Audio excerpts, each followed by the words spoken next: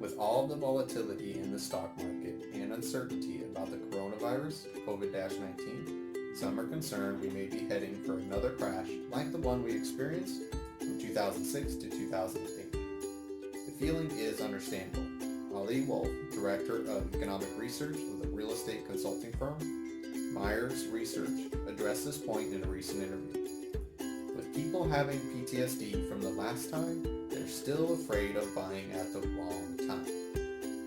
There are many reasons, however, to indicate that this real estate market is nothing like 2008. Here are 5 visuals to show the dramatic difference. Number 1. Mortgage standards are nothing like they were back then. During the housing bubble, it was difficult not to get a mortgage. Today, it is tough to qualify. The Mortgage Bankers Association releases a Mortgage Credit Availability Index, which is a summary measure which indicates the availability of mortgage credit at a point in time. The higher the index, the easier it is to get a mortgage. As shown to my right, during the housing bubble, the index skyrocketed.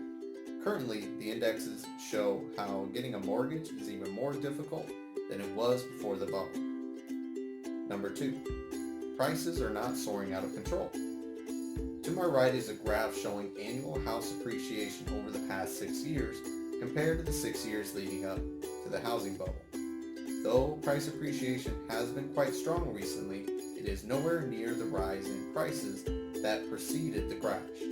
There's a stark difference between these two periods of time. Normal appreciation is 3.6%. So while the current appreciation is higher than the historic norm, it is certainly not accelerating beyond the control as it did in the early 2000s. Number 3. We don't have a surplus of homes in the market, we have a shortage. The month's supply of inventory needed to sustain a normal real estate market is approximately 6 months. Anything more than that is an overabundance and will cause prices to depreciate. Anything less than that is a shortage and will lead to continued appreciation. As the next graph shows, there were too many houses for sale in 2007, and that caused prices to tumble.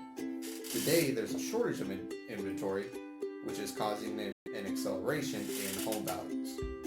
Number 4. Houses became too expensive to buy.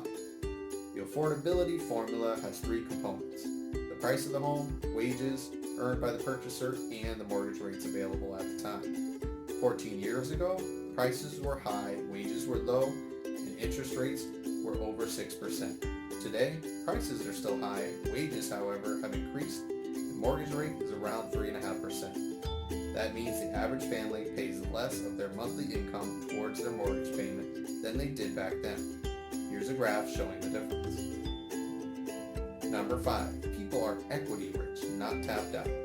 In the run-up to the housing bubble, homeowners were using their homes as a personal ATM machine. Many immediately withdrew their equity once it built up, and they learned their lesson in the process. Prices have risen nicely over the last few years, leading to over 50% of homes in the country having greater than 50% equity. But owners have not been tapping into them like last time.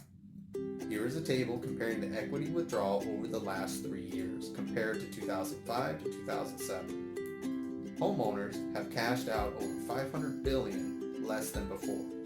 During the crash, home values began to fall and sellers found themselves in a negative equity situation, where the amount of the mortgage they owed was greater than the value of their home. Some decided to walk away from their homes, and that led to a rash of distressed properties, foreclosures, and short sales, which sold at huge discounts, thus lowering the values of other homes in the area. That cannot happen today.